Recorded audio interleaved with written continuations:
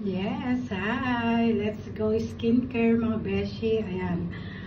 Dalawang cleanser lang ang ginagamit ko. Ang Cetaphil at ang Olay Regenelis Cleanser. Ayan. Paggabi, ito yung ginagamit ko. Tapos kapag umaga naman, ito. Ayan. Kaya, so, gabi ngayon, kaya mag-skincare routine tayo. Hindi magiging effective yung mga skincare routine nyo kung tamad kayo mga beshi. Ang skincare routine as para lang sa mga masisipag. Kapag tamad ka, nako, kasi dito, consistency is the key.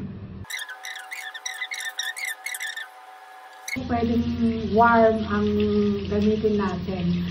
Ano lang, parang normal na tubig, gano'n. Hindi masyadong malamig, hindi masyadong mainit. Ganyan.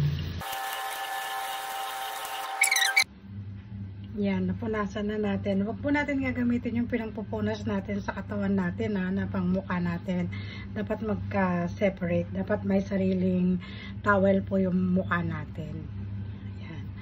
Siyempre, nagamit tayo ng cleansing water. Hindi lang kaya ng ano yon, ng cleanser. Kaya gagamitan natin siya ng cleansing water. Wala pa yung toner ko eh. Pero ang ginagamit ko yung Hazel. Yung ano, basta yun. Hiyang ko yun. Ayan. Sa cleansing water, ito Garnier ang gamit ko. Kakalimutan ang ating leeg. Laging kasama yan. Kasama ng ating face ang leeg natin. Yan. Tignan nyo, dumi pa. Dumi pa rin, oh. Kahit nag-cleanser na tayo. Alam nyo na, dapat, dinadouble cleanse. Dala-dalawa yan dapat. Kaya, dapat lagi kang may choices o option. Sa aking moisturizer, ito Cetaphil. Minsan naman, Olay Regeneris. Kung medyo may budget, ito yung ginagamit ko. Pero kapag, taghirap, okay na ako dito. Pero ito sa gabi ko to ginagamit. Tapos ito naman, parang araw-araw, kahit hindi ako mag-cleanser lang ako, kaya maghilamos lang ako, nilalagyan ko lang siya ng moisturizer. Ayan. Tsaka syempre, dalawa din ang aking sun cream. Ito from Japan, tsaka ito siya. Yan, dalawa. Ito naman kapag alam kong matagal ako sa labas, ganyan. Ito naman parang pang everyday ko. Yan, maganda rin to.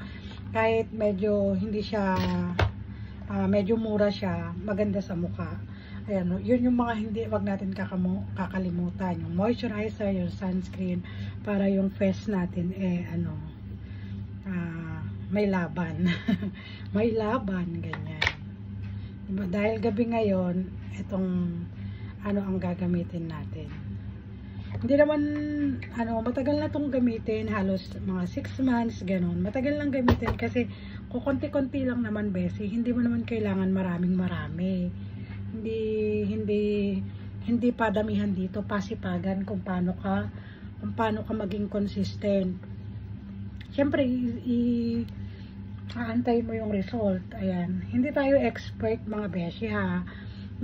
Sinishare ko lang kung ano yung mga ginagamit ko, ganyan, para naman alam nyong ingatan yung mga mukha nyo, ganyan. Tsaka, mga beshi, siyempre mukha nyo yan. Yan talaga ang puhunan natin. Kailangan tsaka huwag natin kakalimutan lagi yung leeg. Yung leeg natin, kailangan nilalagyan din natin siya. Hindi pwede na ganda ng mukha natin tapos yung leeg natin hindi natin masyadong nilalab. Ay, dapat ilab natin lahat yung mga yan. Ayan. Dapat talaga consistent, ganyan. Minsan pag hindi ako nagiging consistent, pero ngayon syempre dapat priority mo na ang self mo, ganyan. 'Di ba? Para alam mo na, 'di ba? So, yan, antayin lang natin mag ano siya, mga 1 minuto, ganyan. Kaya ilang minuto.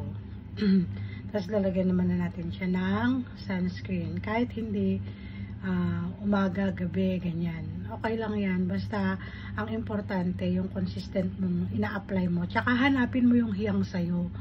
At hanapin mo yung hiyang sa mukha mo at hanapin mo yung pasok sa budget mo. Marami naman na ngayon yung mga skincare routine na swak sa budget, ganyan. Iba talaga kung extra care ka talaga din sa mukha mo. Diba? Tapos tong papaw, syempre, last yan, ilalagay natin siya sa lips, ganyan. Huwag din natin nakakalimutan ang ating lips, ganyan. Ayan.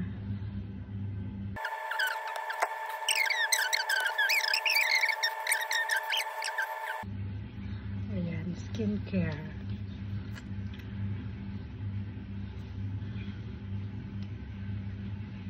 Yan.